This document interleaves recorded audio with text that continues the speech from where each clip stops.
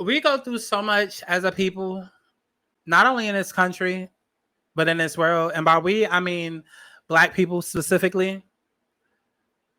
And so there are these things that we have programmed our culture to say, to uplift each other, to try and make us feel better, make us feel loved, make us feel worthy. But I feel like a lot of that is bullshit.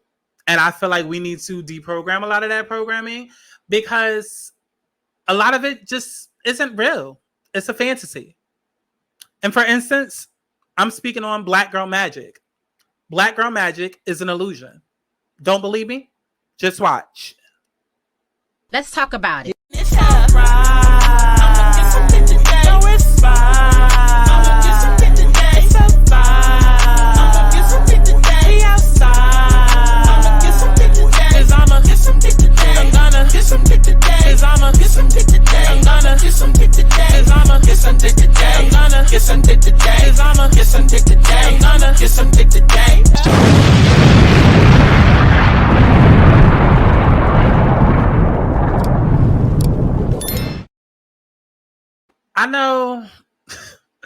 I know this new direction that I've decided to take with my channel. It might be striking for some. For those that have always been around, that have known me, know my mouth, it's not really that alarming. I am somebody who is very controversial. I don't try to be controversial. It's just how I am because I could deep dive into astrology. Okay. I could bore y'all with that. We could get deep into that. Neptune, Uranus in the first house. Okay. Capricorn, listen, baby, I just think very differently. Very, very differently. I think very, very differently. And I beat to my own drum. Okay. Also slash aqua rising because my rising degree is at 29 degrees. Okay. So I do also resonate with aqua risings as well. But basically I beat to my own drum. And so my thinking is very off-centered. I don't go along with group thought. I don't go along with the typical Black thought. I don't go along with the typical gay thought or trans thought or any thought, really. I go along with what resonates with me. And I know when I'm being fed some bullshit. And this video might trigger a couple of people. I don't give a damn. I don't know why I'm even talking in this goddamn voice trying to spoon feed this shit to y'all. Listen, Black Girl Magic, this shit is a fucking illusion. And I'm going to tell you why. We go through so much as a people. I get it.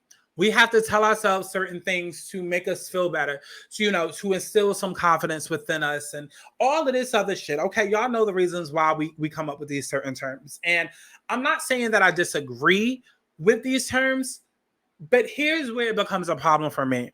Because when we instill things like Black Girl Magic into the community, I feel like we are doing more of a disservice than we are being of service. Because for one, it implies that just because you're Black, you have magic, and that's not true.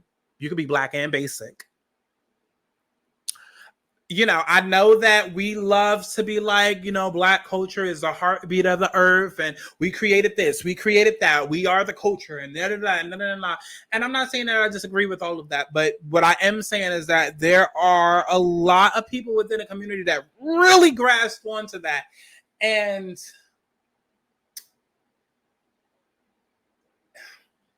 it can be detrimental because it can create a sense of entitlement that I often see happening within this world. And Black culture is already without accountability. There's no more embarrassment. There's no more shame. There's no more guilt within our community.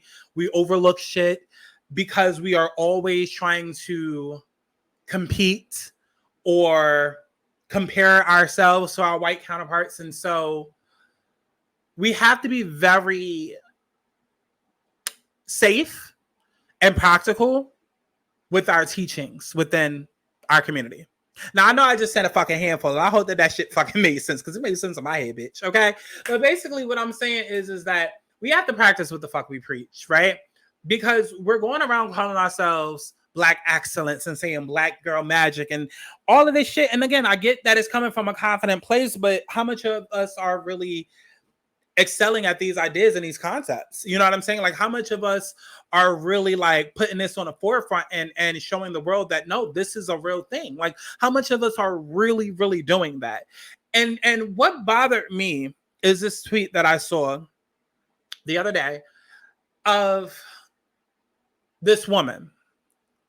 It wasn't necessarily the video that I'm going to show you guys. It was the comment that was said in the quoted tweet.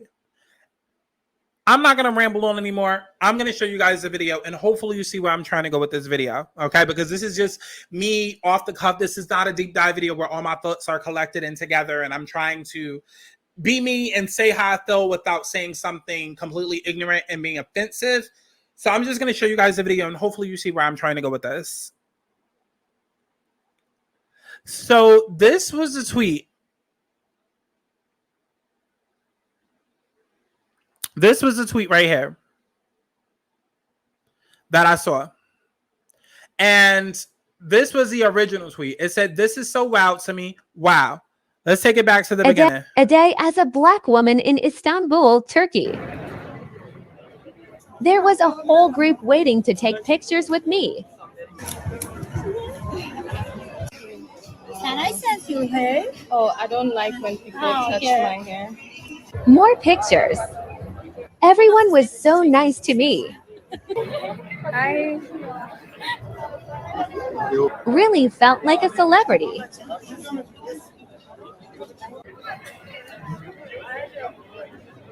They must have taken over 100 photos. Ghana girl. More photos. I had a whole crowd line up to take photos.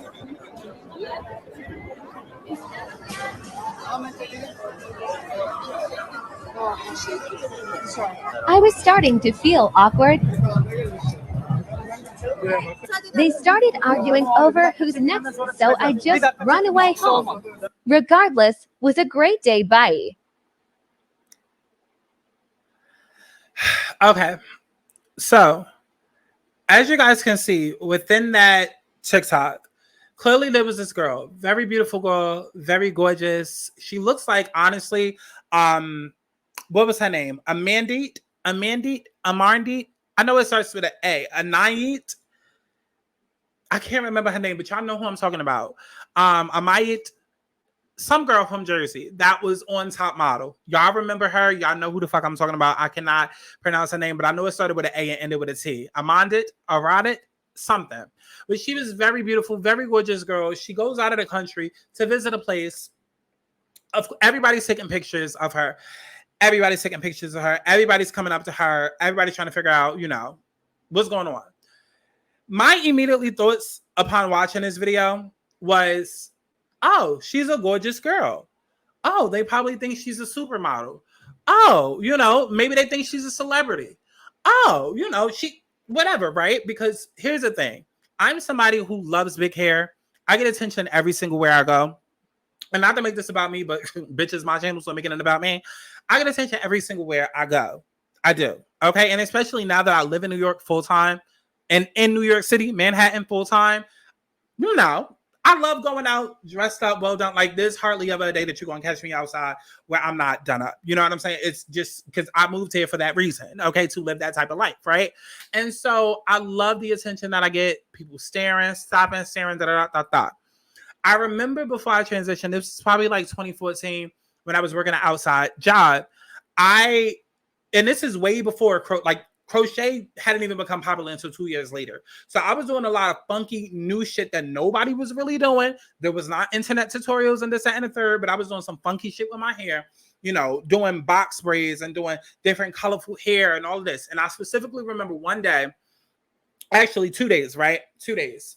There was this one day where I had box braids with, I had silver Marley twists. Okay. And there was a bunch of Marley twists in my head. I had silver Marley twists in my hair. Mind you, nobody had ever did that color. And people were just getting to know what Marley twists were. But it wasn't like a big phenomenon because the whole hair, self-hair, black culture, doing our own hair, that didn't become a movement until late 2015. 2016, right? It wasn't a thing until 2015, 2016. So I'm talking like end of 2013, early 2014. I had silver, literally had to search all over fucking New York, finally found a place in Brooklyn that sold silver hair. silver Marley hair at that, because even distributors weren't making that shit because it was not popular. Black girls was not putting hair color in their hair like that. Like black girls was only wearing like red or like a honey blonde. That's it. So I found this silver hair. I said, oh my God, I would look so cute with silver in my hair. I put it in my hair. Had the most amazing. Let me see if I can find a picture on my phone too. Let me see. Because had I thought about this before I started filming, I would have put it on the screen. But basically, I was rocking silver Marley twists. And like I said, Marley twists were barely even a thing. And then at the time, definitely not silver hair, and definitely not silver hair on a black person. Okay, I can only find a photo. Well, this is one photo. Wait, this is one photo right here. Wait, let me see. Let me turn the brightness down. This is one photo right here. Okay. And then here's another photo where you can see how creative I was getting because I mixed it in with blonde.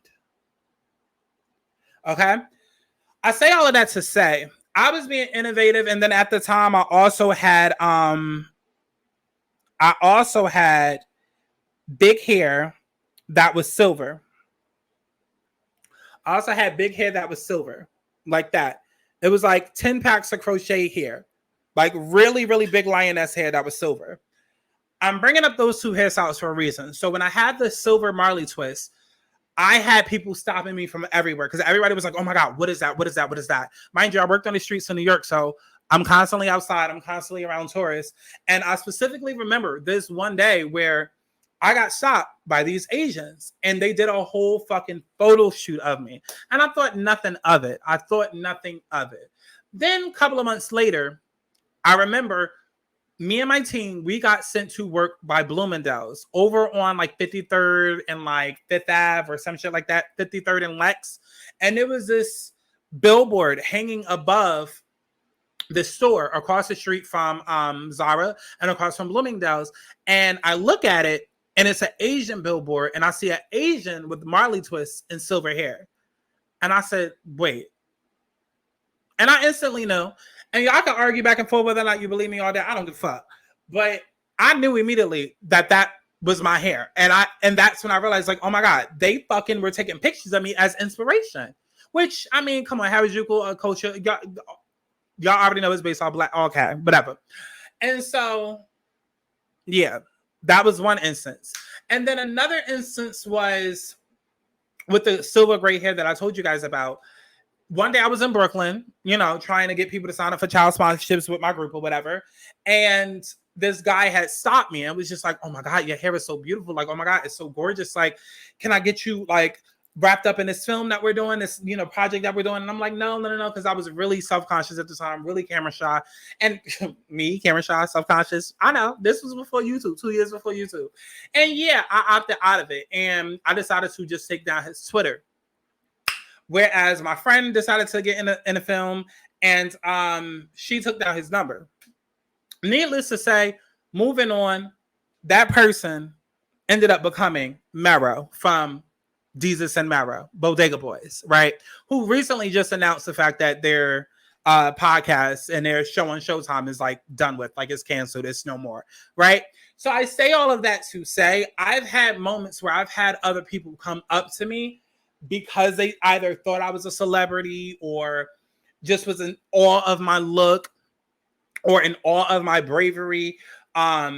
Because nobody was wearing silver hair at the time. Nobody black was wearing silver hair like that at the time. Like that was still considered I always had colorful hair growing up. Even when I was in high school, I had colorful hair and I used to get picked on because of it, and it wasn't until like my senior year that the same people that was calling me gay and a faggot and all of that for having these different color hairstyles was coming to me like, yo, can you dye my hair? So like, let's not sit here and act like we was always at the head of the culture. Like some things we do borrow from white people. We do all the fancy colors and all of that. No, I used to get called a white boy. I used to get called a hot topic hoe, a hot topic little boy.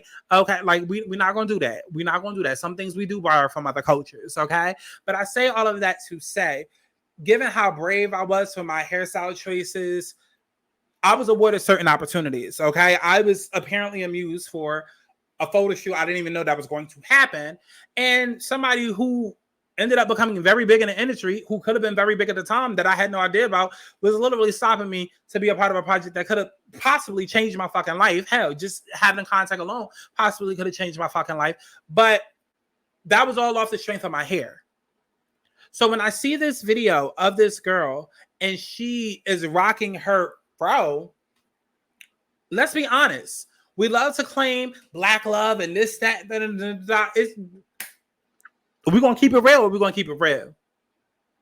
I'm not talking about my beautiful Nubian shea butter sisters out there. Y'all sit this one out. I'm not talking to the shea butter sisters. I'm not talking to y'all. I'm not talking to y'all.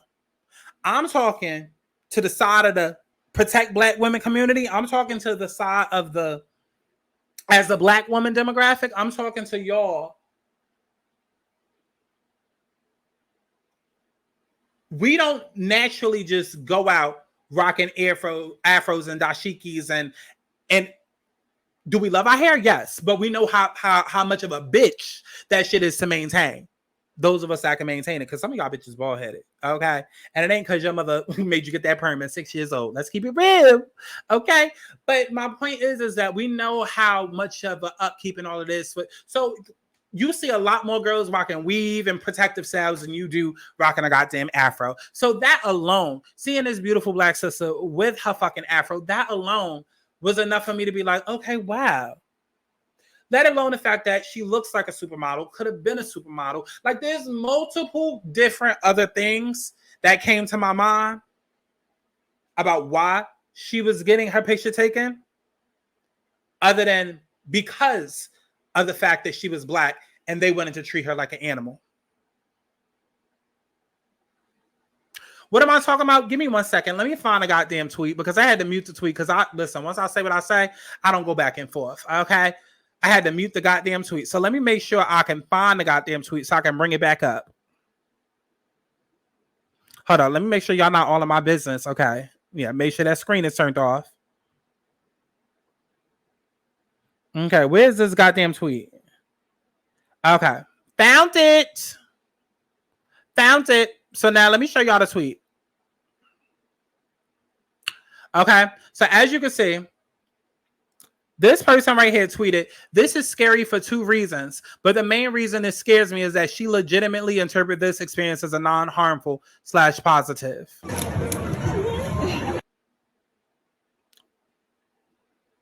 My shea butter sisters,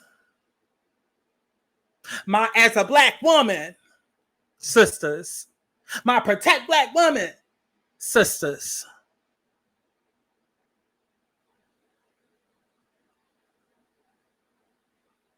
Let me reread this tweet for those that still don't get what I'm trying to say.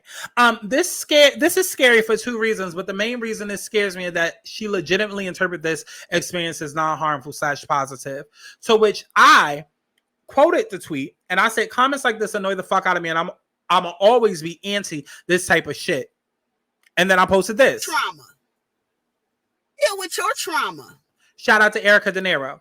Now, as you can see right here, it says 555. If you scroll back to the beginning of the video, when I showed you guys the initial video and the tweet, it said 111. So clearly, Spirit wants me to be speaking about this right now. Clearly. Okay, clearly. But here's my issue. Why do you automatically jump to the negative side of the fence? Why? Because again, if black girl magic is a real thing and black excellence is a real thing, can they not just be in awe of you being black?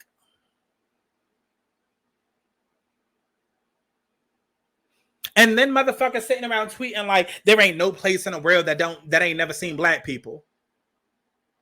Baby, everybody ain't got cable.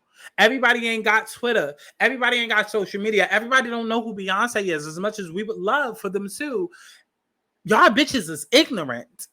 You ain't never been to Turkey, let alone telling us how people in Turkey is viewing it. Like, let's make it make sense. Because you ain't been nowhere outside of downtown LA, but yet you want to sit and tell us what's going on in Istanbul and that. Baby, you don't even have a passport, let alone a postcard. It be the ignorance for me. It be the ignorance for me. Like, let's go ahead and look at some of these tweets. Let's go ahead and look at some of these tweets. No, bring my face back up on the camera so y'all can see my reaction too. Okay, to some of this stupid ass shit. Oh my God. Look at this. Let's look at some of these quotes. Oh, no quote tweets yet. That's because she probably muted the shit. She's desperate for attention. I wish people would follow me with a camera. They do, but I embarrass them. I'm a tall black man and I have been to Japan twice. Each time I went, multiple people stopped me to take pictures, everyone, and just make conversation. Never once felt uncomfortable. They treat you like royalty. Quit finding an excuse to be mad. When I went to Egypt, this happened to me. My hair was touched. My skin was touched. Stop finding reasons to be angry. Now pause. Let me pause right there. Because that's a whole other video I want to do something on too. That's a whole other video I want to do something on too. And listen, y'all just going to have to get used to it. Call it microaggressions. Call it what the fuck ever. Bitch, I was raised in the hood. Okay, I was raised in the hood.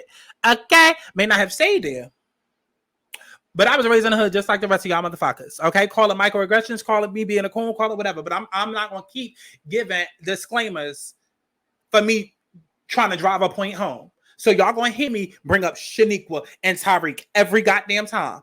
As much as I keep saying this ignorant shit, you're gonna hear me bring up Shaniqua and Tyreek every goddamn time, and every other ghetto name that I need to bring up just to justify my motherfucking point and drive the point home. You're going to hear it every time. I'm going to do a separate video on this, but I get how frustrating it is when white people and other people stare at us and it's like, oh my God, your hair. Trust me. Again, I purposely wear big hair because it looks good on me. It looks good on me. I get a lot of attention and I love the attention that it gets. All of the attention may not be warranted, but I love the attention I get. And yes, matter of fact, let me let y'all into a little bit of my tea. I lived in Upper West Side for 2 years. The richest goddamn neighborhood. And no, I was not rich. Don't count my money. Don't count my pockets. But I was living in the richest neighborhood in Manhattan, in Upper West Side. Don't ask me how. Listen, stay tuned for the podcast. Don't get it to my tea, girl. But I was living in Upper West Side, which was a rich, classy, white neighborhood, right? And so people would stare at me all the time. People would look and be in awe of me all the time. Little kids, big kids, old white women, all of that. And people would look at my hair and have comments and this, that, and the third. And it was what the fuck it was. It can't be, oh, I love it's like y'all bitches want to take the good, but not the bad. It's like, oh, if it's Shaniqua, if it's Day Day, if it's Lisa, if it's Jennifer, if it's our homie, our homegirl telling this bitch that hair, yes, that's 28 inches. We love this shit. But when it's a white person trying to say the same thing, but in a way that they speak, then we have a problem with it. Now, I get how touching can be invasive and this, that, and the third, but these people don't come from where we come from, just like we don't come from where they come from. Every culture is different. And that's part of my problem with Black culture is the fact that we just believe that our way is the only way. And we constantly insist on not creating a connection. Like we constantly insist on making sure that we don't adopt a similar connection despite our differences. And that gets on my nerves. Shaniqua was not raised in Beverly Hills with Marianne. And Marianne was not raised in downtown Chicago like Shaniqua. So they're going to have two different life experiences. They're not going to understand each other's languages. They're not going to understand each other's lingo. They're not going to understand, different things about each other, maybe different social cues because it's two damn different things. You know what I'm saying? So even with that whole touching the hair and looking at the hair and oh my God, and questions about the hair, stop getting so fucking offended all the goddamn time. Black girl magic, right? Black girl excellence, right? That's why I call this shit a fucking illusion because it's like we want to sit here and we want to preach, oh, it's black girl magic. And, when you go into this world, they're going to try to tear you down. Okay, but this is a moment where they're trying to lift you up. This is a moment in which somebody's trying to lift you up. And you're tearing yourself down right now with the self-sabotage.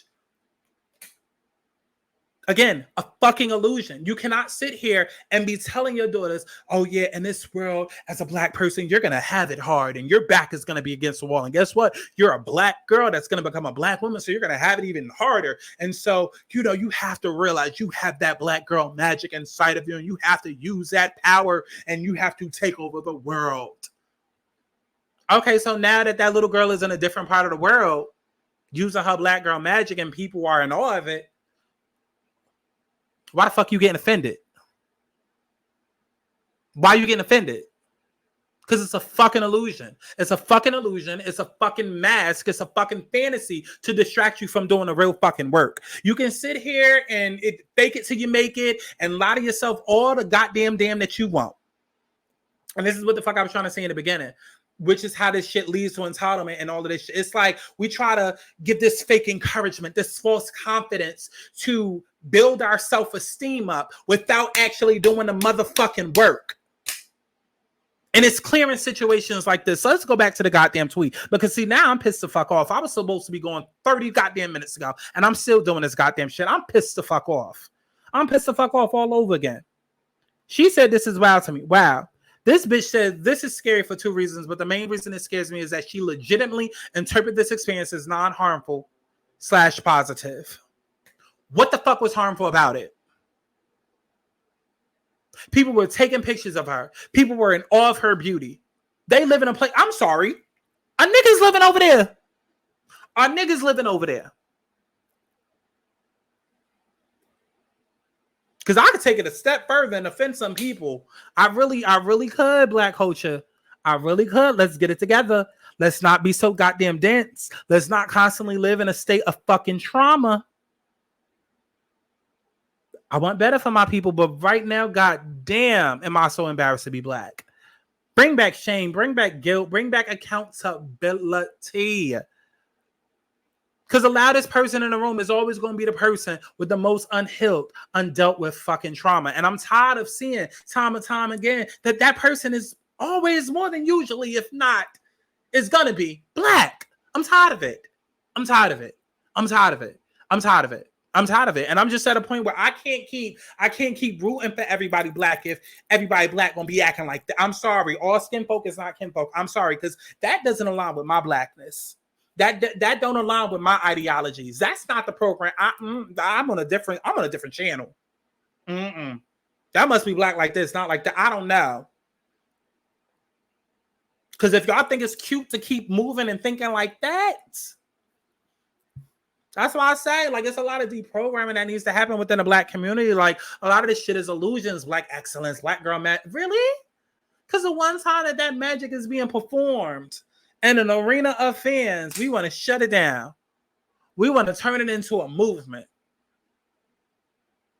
It's like some of y'all try so fucking hard to be woke or try so hard to be oppressed. It's like, baby, you don't need to be oppressed on top of being oppressed. It's like you want to be double oppressed. You just want to live in a constant state of confusion because as long as you're trauma bonding, you ain't really got to do the real fucking work. You don't. Because as long as you always got somebody else to blame for your bullshit, then you never have to be held accountable for actually making something of yourself. Never. Never. Because as long as it's the white man's fault for putting coke into the community, as long as it's the white man's fault for systematic oppression and why you ain't got a job or why you work a minimum wage, even though you decided to pop out 10 babies from 3 different baby daddies. I mean, I'm not getting into stereotypes, but stereotypes are based off of facts. And listen, it's so many different ways that we could fucking take this, but Black girl excellence, right? Black girl magic, Black excellence, right? A lot of this shit is bullshit. A lot of it is bullshit. And I'm done with the band-aids. I'm done with looking at the bullshit, seeing that the bullshit is there, and then walking away like the bullshit does not exist. And yet instead, enabling the bullshit by saying, it's okay. It's okay. Everybody else is wrong. You're not wrong. There's nothing that you could possibly do to make your situation worse. Yeah, we understand that this, that, and the third happened, but guess what? It's everybody else's fault. There's no such thing as accountability. Okay, we're going to sit here and we're going to trauma bond. We're going to sit here and we're just because we're Black and we share the same skin tone. Yes. No, I'm over it. I'm over putting band-aids on bullshit. Because when we do, situations like this happen. And then that's when that hate, that hate against other people, which I talked about in a prior video. Make sure that y'all go watch that video, the one in which I'm talking about. Child, I posted it today. Go watch that video. But see, when y'all don't do the self-work, that's when that hate begins to manifest in other ways. And usually it's towards other cultures, other races, other people who you swear that you don't have anything in common with, let alone the fact that you're human. I don't know. One of these days, we're going to do a deep dive, and we're going to dive a lot deeper. There's only but so much that I can talk about this one specific video on topic, so I'm about to end it here, but I'm over the bullshit. And like I said, I'm over putting band-aids on bullshit. And remember, if I didn't say it, then it wasn't said, how? Okay, so make sure that y'all stream my music as if you give a fuck, and make sure that you comment down below as if you give a fuck. Okay, and I love each and every one of y'all, and I will see y'all in the next one. Bye, girl. And see, that is what we're going to go ahead and end this video. Now remember, if you hated me for that opinion, don't worry, girl. There's a lot more where that came from. Just make sure that you like, you comment, and you subscribe and turn your notifications on. For extended videos and exclusive content, including full episodes of my new weekly podcast, Let's Start There, make sure that y'all go ahead and subscribe to patreon.com/Sky Santana. And also, make sure that y'all join the bandit mailing list in the description box, so that way, y'all hoes never miss a video. Make sure that y'all follow me on Twitter so that we can engage and argue back and forth, and, you know, just stay tuned for the hot shit that's coming to you, bitch. Okay? I love y'all. Bye. Come and get your nut. Then dip respectfully. It's alright. I'ma get some picture day. No, it's fine. I'ma get some picture day. It's a vibe. I'ma get some picture day. Be outside. I'ma get some picture day. Cause I'ma get some picture day. I'm gonna get some picture day. Cause I'ma get some picture day. I'm gonna get some picture day. Cause I'ma get some picture day. I'm gonna get some picture day.